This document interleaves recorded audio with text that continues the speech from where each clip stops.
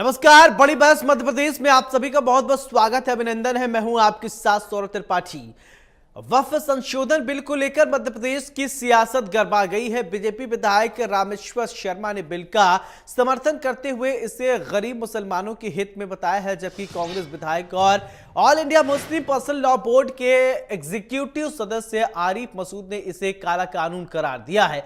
BJP विधायक रामेश्वर शर्मा ने कहा है कि यह बिल गरीब मुसलमानों के लिए आशा की किरण है। उन्होंने कहा कि अभी वक्फ की संपत्तियां का फायदा केवल कुछ परिवारों तक सीमित है, लेकिन इस बिल के बाद वक्फ की संपत्ति का लाभ आम मुसलमानों को मिलेगा। इससे मकान, दुकान, अस्पताल, स्कूल और कॉलेज बनेंगे और जिससे जरूरतमंदों की स्थिति सुधरेगी। उन्होंने यह भी कहा है कि इस बिल से मस्जिदों और कब्रिस्तानों को कोई खतरा नहीं है, बल्कि उन लोगों को परेशानी होगी जो अवैध रूप से वक्फ की संपत्ति का उपयोग कर रहे थे। वहीं कांग्रेस विधायक आरिफ मसूद ने इस बिल को मुस्लिम विरोधी बताते हुए कहा है कि ये कानून मुस्लिम समाज के अधिकारों को कमजोर करने और उनकी संपत्तियों को सरकारी नियंत्रण में लेने का प्रयास है। कलेक्टर को वक्फ संपत्तियों का प्रभारी बनाना एक साजिश है, क्योंकि वही कलेक्टर पहले कब्रिस्तान को सरकारी संपत्ति घोषित कर चुके हैं। उन्होंने यह भी आरोप लगाया है कि सरकार वक्फ संपत्तियों को हड़पने का प्रयास कर रही है। इसके साथ ही भोपाल में कुछ मुस्लिम महिलाओं द्वारा इस बिल के समर्थन में आने पर आरिफ मसूद ने कड़ा बयान देते हुए इसे स्पॉन्सर्ड बताया। उन्होंने कहा कि इस्लाम में भी मुनाफिक लोग हैं और जो धर्म की आड़ में निजी स्वार्थ देखते हैं। उनके इस बयान पर बीजेपी ने कड़ी प्रतिक्रिया दी है और इसे महिला विरोधी करार दिया है। इस बिल को लेकर बीजेपी और कांग्रेस आमने सामने हैं और बीजेपी इसे गरीब मुसलमानों के हित में बता रही है, जबकि कांग्रेस इसे अल्पसंख्यकों के अधिकारों पर हमला बता रही है। इस मुद्दे पर आगे की राजनीति किस दिशा में जाएगी, ये देखने वाली बात होगी। आज इसी मुद्दे पर विस्तार से चर्चा होगी। चर्चा के लिए कुछ मेहमान जोड़ेंगे, लेकिन उससे पहले हम आपको केंद्रीय मंत्री किरण रिजिजू के बिल पेश करते समय उस बयान को सुनाते हैं। उन्होंने क्या कुछ कहा और उस पर सियासी प्रतिक्रिया भी हम आपको सुनाते हैं, फिर इसके बाद करेंगे बड़ी बहस। 1970 से एक केस चल रहा था दिल्ली के अंदर में। दिल्ली के अंदर में हमारा सीजो कॉम्प्लेक्स है, पार्लियामेंट बिल्डिंग है, कई प्रॉपर्टीज है और इसको वक्फ बोर्ड, दिल्ली वक्फ बोर्ड ने क्लेम किया कि ये वक्फ प्रॉपर्टीज है। उसके बाद ये केस चल रहा था अदालत में। उस समय यूपीए सरकार ने पूरा सारा जमीन को डी नोटिफाई करके वक्फ बोर्ड को दे दिया। 123 प्रॉपर्टी। अगर आज हम ये संशोधन लेके नहीं आते तो जिस सदन में हम बैठे हैं, ये पार्लियामेंट बिल्डिंग, इसको भी क्लेम किया जा रहा था। एयरपोर्ट, बसंत विहार, और अगर नरेंद्र मोदी जी का सरकार नहीं आते, अगर यूपीए का सरकार कंटिन्यू रहता, तो क्या क्या बिल्डिंग को डी नोटिफाई किया जाना था। 123 प्रॉपर्टी को तो डी नोटिफाई किया। मैं रिकॉर्ड में कह रहा हूं, अपने मन से कुछ नहीं कह रहा हूं, मैं ऑफिशियल रिकॉर्ड का बात बता रहा हूं अध्यक्ष महोदय। जो वक्फ का बिल है वो गरीबों के लिए हित में बिल है। वो उन लोगों के लिए बिल लाया जा रहा है जिन लोगों का भला और उत्थान होने वाला है। इसलिए भारत सरकार इस बिल के माध्यम से अभी वक्फ की प्रॉपर्टी को 10, 20, 25 परिवार उसका नाजायज फायदा ले रहे थे। अब वक्फ की प्रॉपर्टी का आम मुसलमान उसका फायदा लेगा।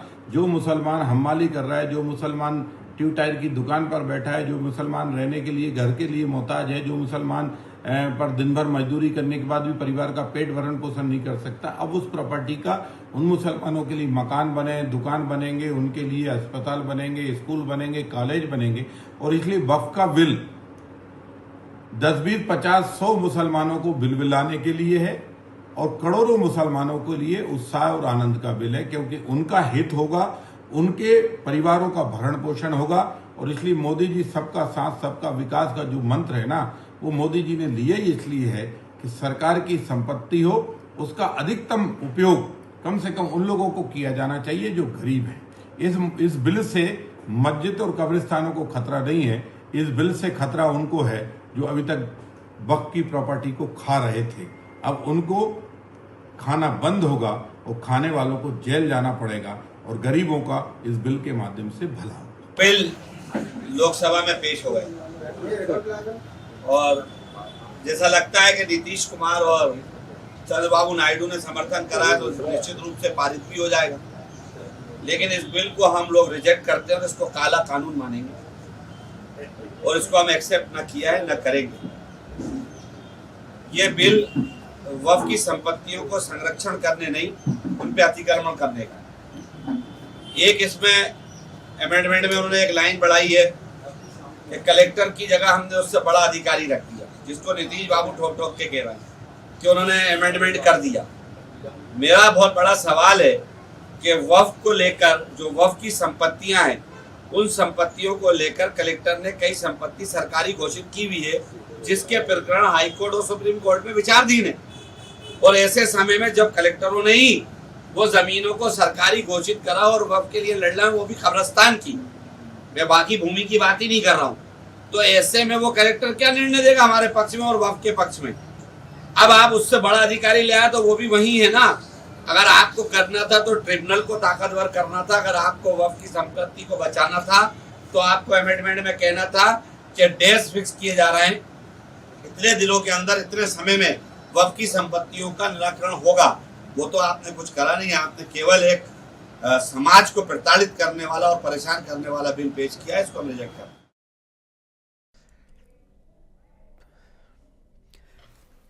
चलिए, हमारे साथ दो खास मेहमान जुड़ रहे हैं। सबसे पहले परिचय, फिर इसके बाद चर्चा की शुरुआत करते हैं। अजय यादव जी हमारे साथ बीजेपी के प्रवक्ता हैं, बहुत बहुत स्वागत है। अमित तावड़े जी कांग्रेस के प्रवक्ता हमारे साथ हैं, बहुत बहुत स्वागत है। अमित जी, चर्चा की शुरुआत मैं आपसे करना चाहता हूं। वक्फ बिल को लोकसभा में पेश कर दिया गया है, कल राज्यसभा में भी पेश हो जाना है, 8 घंटे का वक्त दिया गया है। तो आज इस वक्फ बिल को लेकर आप लोग जो है वो विरोध कर रहे हैं, विपक्ष का विरोध है और सत्ता पक्ष जो है समर्थन कर रहा है। विरोध कर रहे हैं अमित जी, तो क्यों कर रहे हैं, कारण स्पष्ट कीजिए। देखिए, दरअसल बात सबसे महत्वपूर्ण यह है कि 2014 से जब से नरेंद्र मोदी जी की सरकार आई है, तो ये वो चीजें लाए हैं जो इन्होंने कभी ना अपने घोषणाओं में कही, ना कभी पब्लिक ने मांगी। आप देखिए कि किसान लोग लगातार 1 साल तक आंदोलन पे बैठे रहे।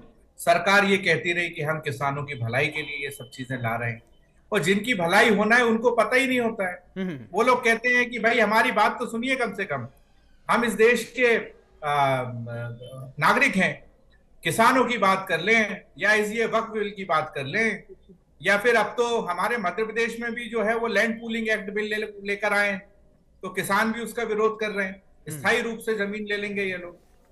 बात यह है कि आपकी कथनी और करनी में अंतर है। आप जो चीज कहकर सत्ता में आते हो वो चीज तो करते नहीं हो, और उल्टा आप अपने लोगों के हितों के लिए किस तरीके से जमीनों पर आपकी नजरें हैं, ये पूरा देश जानता है। ये बात सत्ता की या विपक्ष की नहीं है कि अकेला विपक्ष इस बात का विरोध कर रहा है। आप देखिए, हस्ताक्षर अभियान भी हुआ था, क्या रिजल्ट रहा? क्या वो सारे लोग विपक्ष के लोग थे? सड़कों पर जो लोग उतर रहे हैं, क्या वो विपक्ष के लोग हैं? क्या हाथ में काली पट्टी बांधकर नमाज अदा की गई, क्या वो विपक्ष के लोग हैं सारे? ये सब बाबा साहब के जो लोकतंत्र हमको मिला है उसकी रक्षा करने वाले ये सब लोग हैं। मेरी सरकार से फिर ये गुजारिश है कि सरकार को सद्बुद्धि दे ईश्वर, और ऐसे जो तानाशाही कानून लगातार ये लोग लाते जा रहे हैं, मुझे लगता है कि जो भी लोग इनका विरोध करते हैं, इनके प्रतिनिधि मंडल से सरकार को मिलना चाहिए और ये तानाशाही रवैया छोड़ना चाहिए। अजय यादव जी, वक्फ बिल आप लोग लेकर आ रहे हैं और लोकसभा में आपने रख ही दिया है और चर्चा भी हुई, गृह मंत्री ने भी खूब अपनी बात की रखी, किरण रिजिजू ने भी रखी, कल राज्यसभा में भी इसको आप लोग पेश कर देंगे। लेकिन विपक्ष लगातार आप लोगों से नाराज है। विपक्ष कह रहा है साहब हम जो मांग नहीं रहे, या जनता जो मांग नहीं रही, डिमांड नहीं करती है, आप वो चीज लाके रख रहे हैं, और जनता कहती नहीं हमको चाहिए और उसमें परेशानी हो जाती है। इसको लेकर क्या कहेंगे आप अजय जी? देखिए सौरभ जी, सरकार बनती है जनादेश से और चलती है अपने इकबाल से। तो भारतीय जनता पार्टी जनता के बीच में वक्फ संशोधन का कानून बनाने का वादा करके चुनाव मैदान में गई थी और उसके बाद देश की जनता ने भारतीय जनता पार्टी को बहुमत दिया। तो ये तो स्पष्ट है कि देश की जनता भारतीय जनता पार्टी के इस वक्फ संशोधन बिल के साथ है। कांग्रेस पार्टी अपनी तुष्टीकरण की राजनीति में अंधी हो गई है और देश की जनता के बीच में झूठ भ्रम फैलाती है। इसी तरह के बिल, नागरिकता बिल के लिए कांग्रेस ने झूठ फैलाया, आर्टिकल 370 के लिए झूठ फैलाया, कश्मीर बर्बाद हो जाएगा, देश में मुसलमानों की नागरिकता चली जाएगी। बताइए, किसी की गई नागरिकता? कश्मीर में आज अमन है, पर्यटन है और उमर अब्दुल्ला के नेतृत्व में एक सरकार काम कर रही है। तो ये कांग्रेस पार्टी की वो झूठ की राजनीति है। उसी तरह से वक्फ के नाम पर जो झूठ फैलाया जा रहा है वो कांग्रेस अपनी तुष्टीकरण की राजनीति कर रही है। ये वक्फ सबसे अधिक संशोधन की आवश्यकता है गरीब मुसलमानों के लिए। देश में जिस वक्फ के नाम पे 10 लाख हेक्टेयर जमीन है और आज मुसलमानों की हालत देखिए, ना उनके पास शिक्षा है, ना मकान है, ना रोजगार है। तो ये वक्फ की 10 लाख हेक्टेयर की संपत्ति कुछ लोगों ने कब्जा कर ली है, जो वक्फ के नाम पर अपनी राजनीतिक रोटियां सेक रहे हैं और वक्फ के नाम पर राजनीति कर रहे हैं। भारतीय जनता पार्टी सरकार चाहती है कि वक्फ का लाभ सभी आम मुसलमानों को मिले, महिलाओं को सशक्तिकरण हो, साथ ही बोहरा, पसमानदा जैसे अन्य मुस्लिम समुदाय जिन्हें वक्फ का अधिकार नहीं मिला है उन्हें भी मिलना चाहिए। और आप कहते हैं विपक्ष की राय नहीं मानिए। सरकार ने जेपीसी का गठन किया, जेपीसी में विपक्ष के भी सदस्य थे, 38 बैठकें जेपीसी की हुई, 130 घंटे जेपीसी बैठी और जेपीसी में विपक्ष के कुछ महत्वपूर्ण सुझावों को माना भी गया, बहुमत ना होते हुए भी। जैसे ट्रिब्यूनल में 2 की बजाय 3 मेंबरों की बात रखी गई। तो सरकार ने इस बिल में विपक्ष की मांग के आधार पर ट्रिब्यूनल में 3 मेंबर शामिल किए। तो भारतीय जनता पार्टी चाहती है कि देश के मुसलमानों का भला हो, कांग्रेस पार्टी चाहती है मुसलमानों के नाम पे राजनीति करना। और आप संशोधन का विरोध कैसे कर सकते हैं? 1995 और 2013 में तो कांग्रेस ने स्वयं वक्फ में संशोधन किया है। तो ये तो कहना भी अनुचित है कि वक्फ में किसी तरह का संशोधन नहीं हो सकता है। और महिलाओं को अधिकार देना, और जिस तरह से आज आप देख रहे हैं कि कहीं भी विवाद होते हैं, कहीं पार्लियामेंट को वक्फ घोषित कर देना, कहीं कुंभ की जमीन को वक्फ घोषित कर देना, क्या इस तरह के मसलों का हल नहीं होना चाहिए? और रही बात धर्म की, तो हिंदू धार्मिक चाहे मंदिर हो, चाहे तिरुपति मंदिर हो, शिरडी मंदिर हो, केरला के तिरुमाला मंदिर हो, सभी के ट्रस्ट सरकार के अधीन है। तो अगर मुस्लिम धार्मिक स्थलों के मुस्लिम वक्फ पर अगर सरकार का नियंत्रण होगा तो इसमें क्या आपत्ति हो सकती है? और न्यायालय में अपील के अधिकार होंगे, तो ये तो पूरी तरह न्याय संगत है। आप बताइए कि आज के समय में संभव है कि न्यायालय को कोई अधिकार नहीं है, सरकार को हस्तक्षेप का अधिकार नहीं है? क्या ये चीजें संभव है? जब देश के सभी संसाधनों पे मुसलमानों को पूरा अधिकार है, देश में सबका साथ, सबका विकास, सबका सम्मान की भारतीय जनता पार्टी की सरकार है, क्या केंद्र की किसी गरीब कल्याण नीति, चाहे आवास हो, चाहे राशन योजना हो, चाहे आयुष्मान योजना, किसी में मुसलमानों के साथ भेदभाव हुआ? जब नहीं हुआ तो देश का कानून भी सबके लिए समान होना चाहिए। कांग्रेस पार्टी मुसलमानों को बहका रही है। ये कांग्रेस की तुष्टीकरण की राजनीति है जिसकी आज कलई खुल रही है। बिल्कुल। चलिए अमित जी, देखिए कांग्रेस के ये तुष्टीकरण की राजनीति है जिसकी कलई खुल रही है, ये अजय जी कह रहे हैं। देखिए अजय भाई बड़े भाई हैं हमारे, अब इसके अलावा तो और कुछ बोल नहीं सकते हैं। वो तुष्टीकरण की बात की परिभाषा भारतीय जनता पार्टी के लिए अलग है और बाकी दलों के लिए अलग है। यदि यही कोई कांग्रेस का नेता या समाजवादी पार्टी का नेता ईद पर जो मोदी जी ने 32 लाख हमारे भाइयों को जो किट भेजी है, यदि यही कोई अन्य पार्टियां भेजती, उनके नेता भेजते, तो वो तुष्टीकरण हो जाता। रोजा अफ्तार में जाना तुष्टीकरण हो जाता। लेकिन जब हमारे प्रधानमंत्री जी अजमेर में चादर भिजवाते हैं तो वो तुष्टीकरण नहीं होता। तो ये इनकी अपनी अलग परिभाषा है, लेकिन देश की जनता ये जानती है, कश्मीर से कन्याकुमारी तक पूरा भारत एक है। और ये भारतीय जनता पार्टी के नेता कितनी भी कोशिश कर ले मतभेद कराने की, लेकिन ना मतभेद होंगे ना मनभेद होंगे। दूसरी बात यह है कि सरकार आई है आपकी, हालांकि 400 का बहुत बड़ा प्रचार चला था, 240 पे आके जनता ने रोक दिया। लेकिन आपने जो बातें अपने घोषणा पत्र पे कही थी, जो आज से 10 साल पहले कही थी, कम से कम आधी तो पूरी कर लो आप। जब बेरोजगार अपनी बात को लेकर कुछ कहते हैं तो ये कहते हैं कि ये दूसरे विदेशियों से फंडिंग हो रही है इनकी। किसान अपनी बात को लेकर धरने पे बैठते हैं तो ये कहते हैं खालिस्तानी है। और कोई वर्ग विरोध करता है, अपनी बात को रखता है लोकतांत्रिक तरीके से। अभी 3-4 दिन पुरानी बात है, मैं देख रहा था कि जब हमारे भाइयों ने जब नमाज पढ़ते टाइम काली पट्टी बांधकर शांतिपूर्वक विरोध किया था, उसको लेके भी भारतीय जनता पार्टी के नेता तरह तरह की बातें कर रहे थे।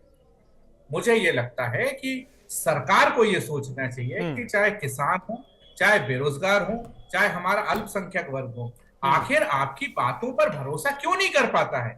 आखिर 10 साल में आपने ऐसे कौन से काम नहीं किए हैं या कौन से ऐसे उनके अहित वाले काम किए हैं जो किसी को भी आपके ऊपर भरोसा नहीं होता? आपको लगातार बोलना पड़ता है कि हम आपकी भलाई के लिए ये काम कर रहे हैं, लेकिन वही लोग कहते हैं कि नहीं भैया, हमें आपकी भलाई पर भरोसा नहीं है, जो यथास्थिति है वही आप रहने दीजिए। अमित जी देखिए, 10 साल आपकी भी केंद्र में सरकार रही, अगर आप चाहते तो वक्त में अमेंड कर सकते थे, आप किसी ने आपको रोका नहीं था, लेकिन आपने कभी इन सब बातों में, इस सब विषयों में कभी सोचा ही नहीं, क्यों? देखिए, हमारी सरकारें 10 साल नहीं रही, बहुत लंबे समय तक रही हैं। नहीं, अभी मैं 10 की अगर बात कर लेते हैं, मनमोहन जी के टेन्योर के। हमारी सरकारें देखिए, मनमोहन जी की बात करें या इंदिरा जी की, राजीव जी की या नरसिम्हा राव जी की, किसी की भी बात करें, हम किसी भी वर्ग के लिए कोई काम करने जाते थे तो पहले उस वर्ग के साथ बैठकर सलाह मशवरा लिया जाता था। कोई भी कानून लाके उस वर्ग के ऊपर थोप नहीं दिया जाता था। चले ठीक है, और ये सही बात, इसको मैं इसका समझ लेता हूं। अजय यादव जी देखिए, अब अमित जी कह रहे हैं कि हम लोग जब कुछ अमेंड करते थे, पहले राय मशुरा होता था, चर्चा होता था, कमेटी बैठती थी, बात होती थी, फिर इसके बाद हम कोई बिल लेकर आते थे, अमेंड करते थे। यहाँ तो कानून थोपने की बात हो रही, चाहे वो ट्रिपल तलाक की बात हो, ट्रिपल तलाक आप हटाए, ये तो अच्छी बात है, या जो भी XYZ आपके टेन्योर में, इस नरेंद्र मोदी के टेन्योर पे ये चीजें इंप्लीमेंट हुई हैं, आप लोग थोप देते हैं। देखिए सौरभ जी, मैं आपसे एक बात पूछना चाहता हूं। जनता के बीच में राजनीतिक दल अपना घोषणा पत्र लेके जाते हैं, तो भारतीय जनता पार्टी के घोषणा पत्र में था राम मंदिर, समान नागरिक संहिता, ट्रिपल तलाक हटाना, आर्टिकल 370 हटाना और वक्फ संशोधन बिल।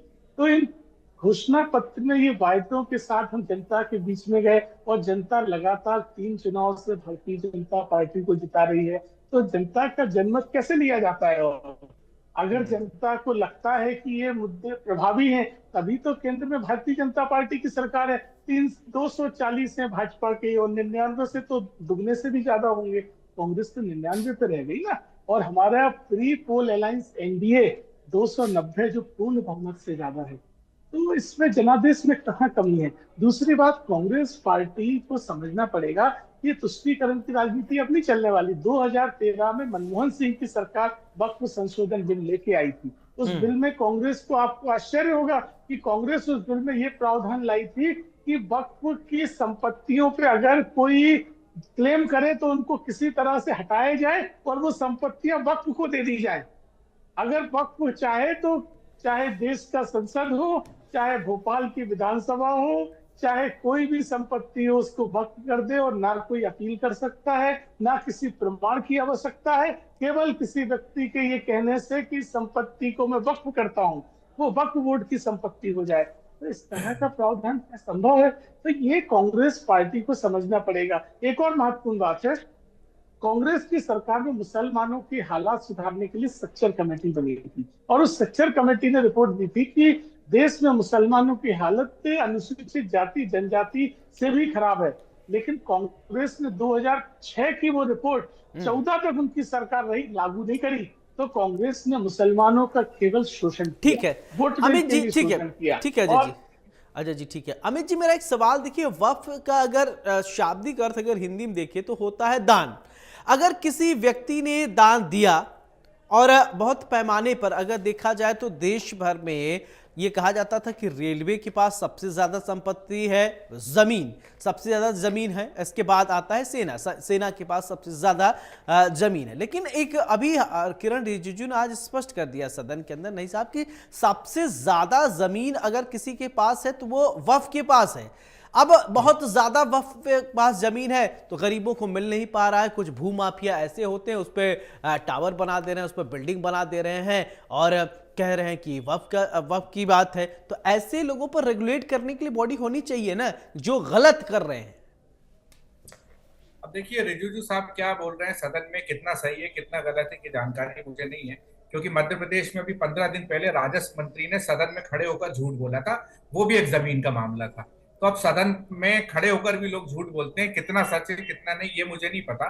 लेकिन मैं तो एक बात पूछना चाहता हूं, आप जिसके लिए भी काम कर रहे हो, जब वो बहुत बड़ी संख्या में उस बात का विरोध कर रहा है तो वो अपनी चीजों को बहुत अच्छे से समझता है। जैसे मैं दलित वर्ग से आता हूं, जब भी भारतीय जनता पार्टी की सरकार आती है दलितों को आशंकाएं हो जाती है कि आरक्षण छिन जाएगा। इनके नेता लगातार विवादित बयान देते हैं, ये कहते हैं कि हम दलितों के हितों का संरक्षण करेंगे। किसानों की बात करें तो किसानों का दमन किस तरीके से हो रहा है आप और हम सब लोग देख रहे हैं। बेरोजगारों के ऊपर रोजगार मांगते हैं, लाठियां चल जाती हैं। तो मेरा ये कहने का मकसद है कि जिस व्यक्ति के लिए आप ला रहे हो आप उससे ज्यादा नहीं समझ सकते हो। आप उसको बिठा के आप समझा क्यों नहीं पा रहे हो? ये तो सरकार का फेल्यूर है ना, कि सरकार क्यों दलितों को नहीं समझा पा रही, सरकार क्यों किसानों को नहीं समझा पा रही, सरकार क्यों बेरोजगारों को नहीं समझा पा रही। और इस सब का रिजल्ट ये होता है कि आप 240 पे आके रुक जाते हो। तो कहीं ना कहीं सरकार का फेल्यूर है कि 56 इंच के सीने वाले व्यक्ति जब भी किसी की बात करते हैं कि हम आपका भला करने जा रहे हैं, वो पूरा की पूरा वर्ग डर जाता है, क्योंकि आपकी बातों पर किसी को भरोसा नहीं है, क्योंकि 10 साल का जो आपका रिकॉर्ड रहा है वो इसके उलट रहा है।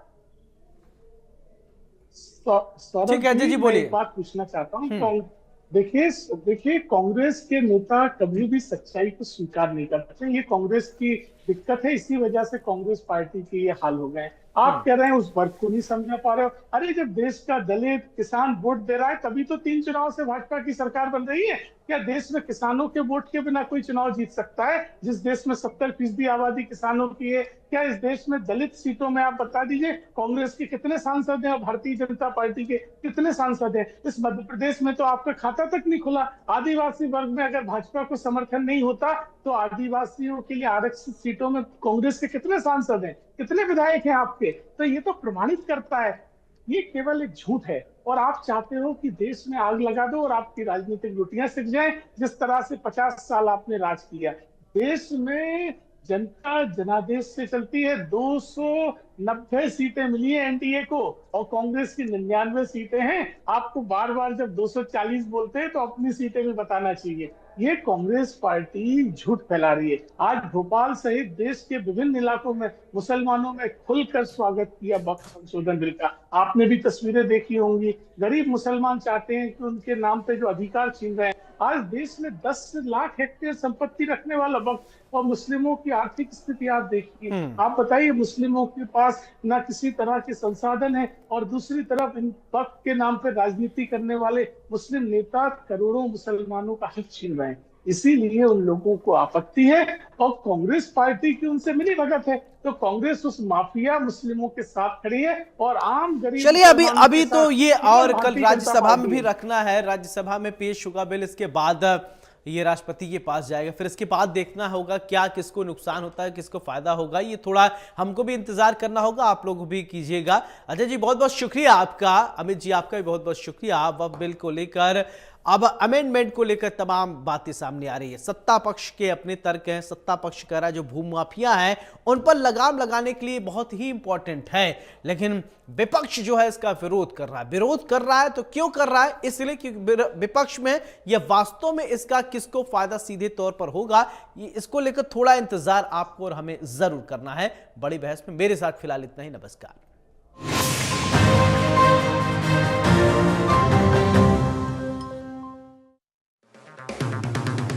अगर आप बनना